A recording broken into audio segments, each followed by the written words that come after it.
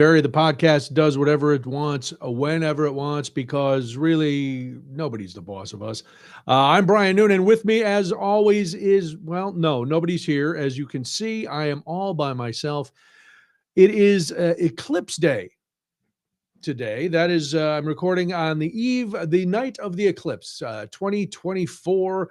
The world turned dark along the path of totality. Cody Gough was there with his family somewhere in Indiana to see the eclipse, and he is still on the road trying to get home.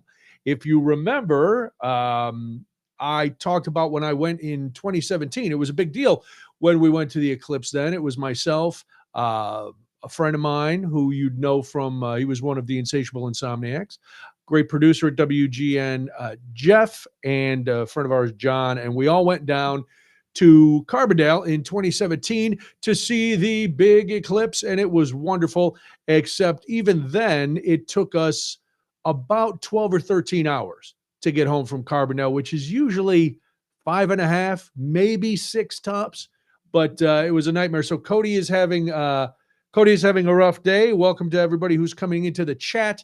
I wanted to come on today because I'm quite the narcissist. I need to talk about me at all times, and I haven't done it on this platform for a couple of weeks because, as you know, in your life and in our lives, things happen, and we get busy, whatever, blah, blah, blah. So many excuses. I'm tired of making excuses. So I knew Cody wasn't going to be here, but I also knew I had news that I had kind of shared, but that I wanted to share with everybody, and we'd go from there, and well, we'll just see how it goes.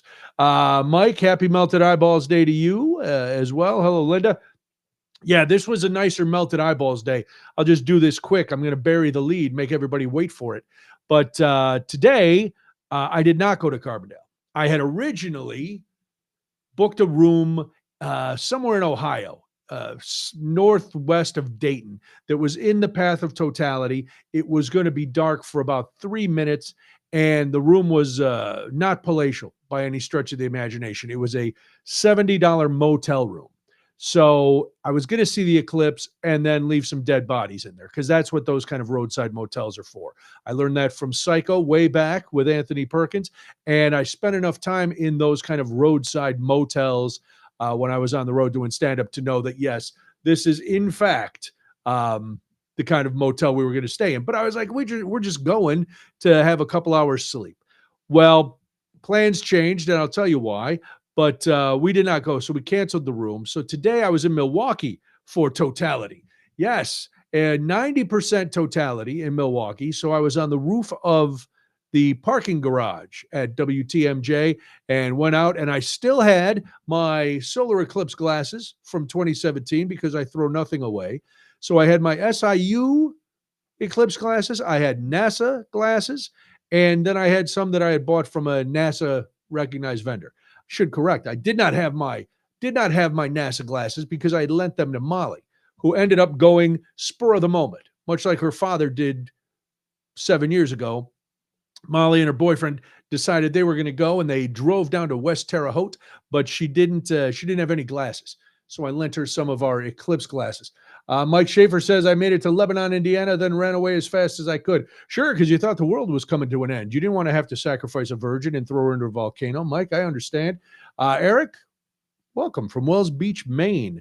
Maine, was Eric, if you're still around, was that in the path of totality? Was your part of Maine in the path? I don't know. I know it was Maine was getting some of it today, but the Northeast was very cloudy. Anyway, so I was on the roof of the garage at WTMJ for today's eclipse.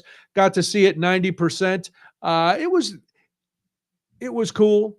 I had a little FOMO. I'm going to be honest. I saw people posting all their pictures from Carbondale again, and I wanted to go, but there is a reason I didn't. And so, excuse me, there's either an eyelash or a hair or a needle in my eye. I'm not sure exactly which one. Eric, you were at 95%. 95% is good. That's 5% more than we did. Debbie, here in Chicago, it was 95%, and Debbie was out on the deck because the skies were nice and clear. She said it was very cool. We did not let the dogs go out without goggles, so they had to stay inside. They were not happy, but I could not find dog eclipse glasses anywhere on Amazon. So the dogs didn't get to do it. Anyway, so the reason I was in Milwaukee today, and the reason that one of the reasons we weren't here last week, and the reason that I really wanted to come today is to share some news. This is big news for me and for hopefully people who have been listening and following me for a long time. Here it is. No more burying the lead. I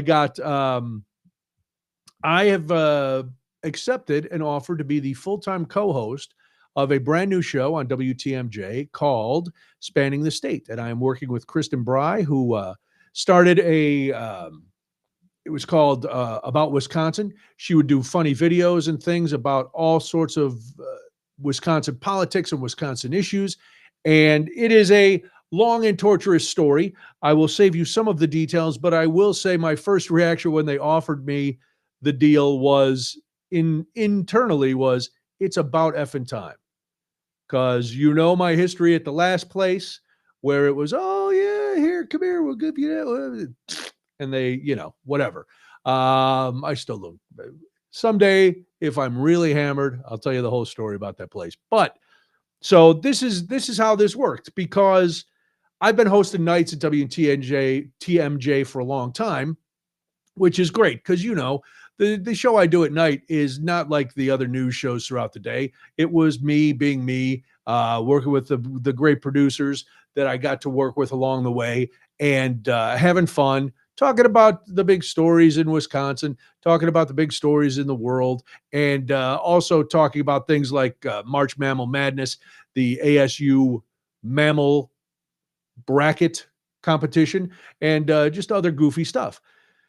So a couple months ago, WTMJ made a lineup change, and they kind of changed the approach of the station from single person talk shows that sometimes tended to be more conservative to more news and information. They added a midday news show. They changed some things between 9 and 11 to a political power hour, and then a business show, then the midday news. And they wanted to do this show called Spanning the State. And I had gone through all kinds of interview processes for the new lineup at the behest of my manager. And I went through all of them, but I knew they were looking for journalists for most of these shows. And if you know anything about me, I am not a journalist. I am a guy with a lot of opinions. I am not afraid to give those opinions, but and I try to be fair and I try to be balanced, but I'm not, I didn't go to Medill journalism school, and I probably will not win a Pulitzer. I say probably because things are changing. Who knows anymore what it takes to win a Pulitzer? So when they made the change, they were like, we didn't give you one of the new positions. We want you to stay on nights for now, but blah, blah, blah. And I was like, okay, the night show was fine. We were having a good time. No big deal. Because originally they had wanted a journalist, they thought, to work with Kristen, which was fine. But so they were, and I'm probably going to get in big trouble for saying all this. They were having different co-hosts with her every day. And during the second week of the show, I came in and I was co-hosting one day. And there have been a few people in this industry that I clicked with right away. Cody, of course, was one of them. Our buddy Craig and some others. And Kristen and I seemed to click right away. She has a background in acting and comedy and improv. She has a love of politics. She's from Wisconsin. And she had been, this was going to be, she was the hire for this show while they were looking for somebody else to join her, not to replace her. So I do the first show. Everything's good. Chris is like, oh, that was a lot of fun. I'm like, yeah, and in my mind, I've been through this kind of thing a bunch. So at this point, I don't bank on anything. I'm like, yeah, that was a lot of fun. Thanks for having me in. And then they had me in a day the next week. Same thing. Show goes really well. Kristen's real happy. I'm real happy. And then she says, well, would you be interested in this? And I was like, yeah. And of course, then they worry about the community. There's a lot of questions, but I was like, yeah, I'm interested. I don't know what will happen. And at that point I said, but not to be a big shot, I've got to know, because I'm supposed to start a long-term teaching assignment April 8th, which is today. So then the next week I do 2 days rather, and the following week could they call and they go, how much what are your avails in March? Can you do all the rest of the days? And I was like, yeah, I can do all the rest except for this day because I'm supposed to start shadowing the 5th grade teacher that I'm going to be taking over for. So I don't want to leave them in the lurch. I'm going to go and take care of that. And they're like, oh, well, that's okay. That's a Monday. And we already had somebody for that day. So we're not going to work, blah, blah, blah. Terrific. Well, I'm doing that 4-day week and I'm happy with the shows. I'm happy with how Chris and I are working together. I'm happy. We're having all kinds of conversations about how we would divide the labor of the show and working with our new producer, Rhea. And we're doing all this and everything is with an asterisk because nobody knows.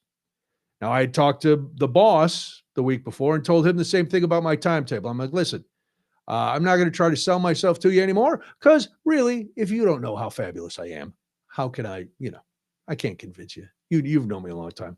And I gave him the dates. Well, long story short, Kristen was getting frustrated that she and Rhea, our producer, had both talked to the bosses. I talked to her on the Thursday of that week that I was doing all the shows. She's like, they're supposed to let you know tomorrow. But then it turns out the guy who makes the decisions was on vacation. So there wasn't. So I go to the Monday that I'm supposed to shadow the teacher. And I'm in there and I know there was a meeting going on about what to do. What to do? Are we going to make Brian the guy? And I'm watching the teacher teach this new reading curriculum. And I'm thinking to myself, oh, this is pretty cool. I wouldn't mind teaching this. And we're reading a story about Don Quixote, and we're talking about character development and theme, and we're doing all this stuff. And I'm like, oh, this is right in my wheelhouse. I would actually be looking forward to this. But out of one eye, I'm looking at my phone, waiting for a text to come. I get a text. She's like, looks like a done deal. So now I got to tell the teacher, and she's like, well, I'm happy for you. I'm sorry you won't be in my class, but my baby's coming either way, so I'm going. I'm like, I know that. I just wanted to tell you. And then I talked to the principal, the assistant principal, and told them, and same thing. They were very happy for me and congratulated me. And then I was like, listen, I'm sorry. I didn't mean to leave you in the lurch. This was I've told them, and they're like, don't worry about it. You do what's good for you. And that's it. So, what was this? 2 weeks ago now, 2 weeks ago, Thursday, I had one last day of teaching scheduled. So I went in and I was teaching, and I went into the 5th grade class that I was supposed to go into because the kids had known for a long time that I was coming in. And while some of them, I butt heads with just because they're 5th graders and they think they're tough and all this stuff. I was looking forward to it. This is an exciting time for the 5th graders because they're wrapping things up. And some of them, which is weird, they get really emotional because they're leaving grade school and going to middle school. And some of them, it affects them by acting out and being jerks. And others of them get really kind of philosophical and sad. And so I wanted them to know that I wasn't just ghosting them because that's the wrong thing to do. So I went in and I said to the kids, basically this is what happened. And it happened really fast. And so you guys know Monday I was in here and we were learning about Don Quixote, and I got this message and I got this job offer and I've got to take it. And while I'm doing it, this one kid who I had a really bad incident with in December started crying and came up and hugged me. I know. I was like, oh man. And then I told him and I left, and the teacher was like, oh, we're having a little pizza party for my last day at lunch. Why don't you come up? I'm sure. I go up. So the girls were staying in for the second part of lunch, which is their recess portion, but the boys were going to go out. Before the boys went out, they all lined up. And just like in the Robin Williams movie with Oh Captain, My Captain, Dead Poets Society, the boys line up. First, it was the kid who I had the beef with. he came up and he hugged me, and every boy in that class came up and hugged me. And I don't say that I say that not to be like, oh, look how great I am, or it was as much of a shock to me as anybody. And it goes to show that that every teacher makes some sort of little impact on the kids. But anyway, last week I started full time on this show, and it's from 1 to 3 on WTMJ, and it is like I said, spanning the state. So we're going to be covering all kinds of stories out of Wisconsin, whether it's politics or lifestyle or you name it. We've done education stories already. We've had fun stories. This week we're going to talk to a guy who made a trash sculpture swan that's in Eau Claire. We've talked to people up north. We've talked to a filmmaker about a Native American tribe that is trying to get their water rights back. So it's going to be a mix of serious, and because I'm there, a mix of fun and some silliness and a lot. But that was the big news. That's the reason I decided to come on today, because I had shared it on Facebook and Instagram, but I wanted to come and share it here because a lot of you have been listening to me since the first days at the old place and have stuck with us, Cody and myself, through this and through everything else. So I just wanted to come on here. Plus, we'd been off for 2 weeks. Listen, and we all know Cody's work ethic is, he's works hard at his real jobs, but his pretend job like this, he doesn't put much into it. I'm kidding, but he is coming back from Indianapolis. So next week we'll have eclipse stories to talk about. We will have who knows what else stories to talk about, and a lot of things going on. The house is a little calmer tonight as I come up here to do this, because this weekend, of course, Walter was over. There cannot be a weekend when Walter is not around. It is one of my fellow teachers. So now that I don't work for the district anymore, I can shout out Irving Elementary in Berwyn South School District. Go Eagles. That part of my life will always mean a lot to me. It was a really sad day when I left. Very sad in the bittersweet way, because I had been there for 9.5 years working with these incredible teachers, and mostly good kids. A couple. Every teacher's if any teacher ever tells you that all the students they had were perfect, they're drunk, because every teacher knows that there are one or two that you go, yeah, I could have gone all year without dealing with this kid, but you try your best. So shout out to Irving Eagles. See it, be it, believe it, achieve it. You will always be right here, and I will remember you always. So, but yes, Walter is here, and he did not recognize Maisie, because when he met her a couple weeks ago, she had long hair. Now she's shaved down, and they didn't growl or fight, but they were just driving each other crazy. Maisie would not leave him alone, and he would try to sneak anywhere he could just to get away. So the house is finally quieted. The Bumpus hounds have settled down, and should have sent you to be Cody Gough driver. Oh, no, Mike, that would not. Cody's with his family, his wife and 2 young children, and as frustrated as I get in the car, I would not want to unleash that on, I would not want to unleash that in front of his children. So we will not be doing that. That is it, really. I do want to give a shameless plug to the other podcast, because why not? That's why we're here. You've heard us talk about it. It's Crafty Brewers, Tales Behind Craft Beer. It is at craftybrewerspod.com. You can get the episodes wherever, and there's merch. So you go to craftybrewerspod.com and pick yourself up some nice merch. The other thing that I'm excited, and the timing is perfect. The episode that is currently out is a Milwaukee-centric episode with Lakefront Brewing and Ross Klitsch, the OG of craft beer in Wisconsin. Then the next 2 episodes are also Milwaukee. Are you sensing a theme? Yes. A lot of good beer in Milwaukee and all through Wisconsin. So besides doing episodes here and with breweries around here. We've branched out. We took that road trip that we talked about a few weeks ago up to Wisconsin. So now those Milwaukee episodes, one of them is live, one of them's coming out later this week. So check those out and, you know, be sure to like, subscribe, all that other crazy stuff that you do.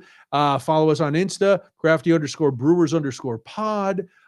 That's it. I really don't have anything else today. I just, like I said, I felt bad that we hadn't been here for a couple weeks, and I decided I would come on and yak at you and share the news. And thank you all again for your support, whether it's here, whether it's on the radio, wherever it has been that you have been following along on this crazy train that we call whatever the hell it is. I don't know what we call it. I was going to try to make it more important than it was, but you know what it is. All right, so we'll be back next week, whether Cody wants to or not. This time I'm going to force him. Oh wait, I shouldn't say that. I'm not sure if we have a if we don't have if we're not here Monday, we'll be here another night. I can't remember our Crafty Brewers schedule. There's a couple Mondays, so I don't want to make myself a liar after I've come on here and preached what how wonderful I am, not only to children but to dogs and to brewers and to everybody else who listens to Spanning the State. So check it out. Check out Crafty Brewers. Have a wonderful week. I hope you had a fabulous Eclipse Day. And Cody will be back with me next time, and we will talk to you then. I'm not going to do his little bye because I can't do it, and that's his thing. So I'll just